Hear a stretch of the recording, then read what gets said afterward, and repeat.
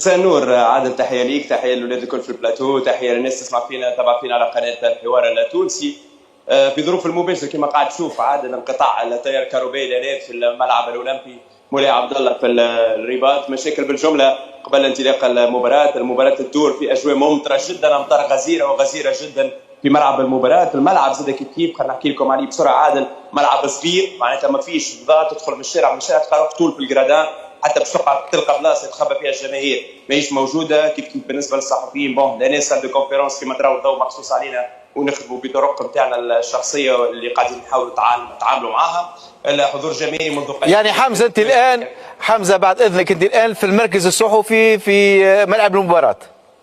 بالضبط، قاعدين نشوفوا معايا في المركز الصحفي ظروف العمل بالنسبه للصحفيين في المباشر، نخدموا الناس كل في الظلام، قاعدين انقطاع تيار كهربائي لهنا في الملعب الاولمبي مولاي عبد الله. كيف برشا حاجات اون روتار بالنسبه للتسكيه لوجيستيك بالنسبه للمباراه اليوم.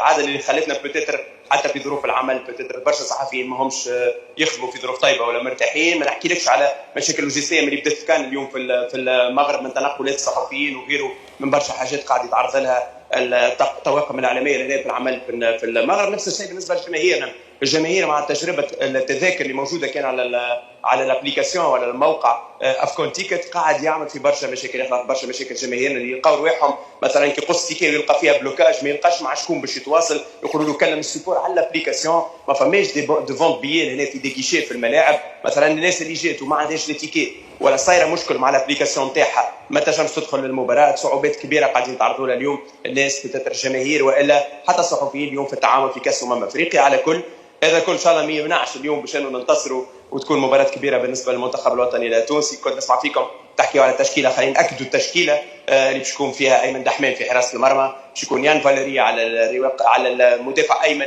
وعلي العبدي مدافع ايسر. ثنائي محور الدفاع باش يكونوا ديلان برون ومنتصر الطالبي، قدامهم ثلاثه لاعبين اللي هما الياس الصفيري وقدامهم فرشاني ساسي وحنبال المجبري. بالنسبه للمهاجم الايمن باش يكون ياسر العاشوري، مهاجم ايسر باش يكون الياس سعد، وراس حرب المنتخب اليوم هو حازم المستوري. هذه التشكيله اختارها الكوتش سامي الطرابلسي. بالنسبه للجماهير عادل العدد مش كبير، يمكن تقريبا نحكيو على 1500 2000 باش يكونوا موجودين. كما قلنا الملعب زاد نوصف لك الملعب من داخل الملعب قاعدين نشوفوا فيه هو انكس نتاع الملعب الكبير والمركب مولاي عبد الله اللي يزيد 69500. هذا ملعب يزيد 18 ولا 19000. تيران كله عريان تقريبا معناتها حتى الجماهير فما بارتي تخبيو فيها جماهير توانسه مخبيه ومحميه فيها جرادام سقف.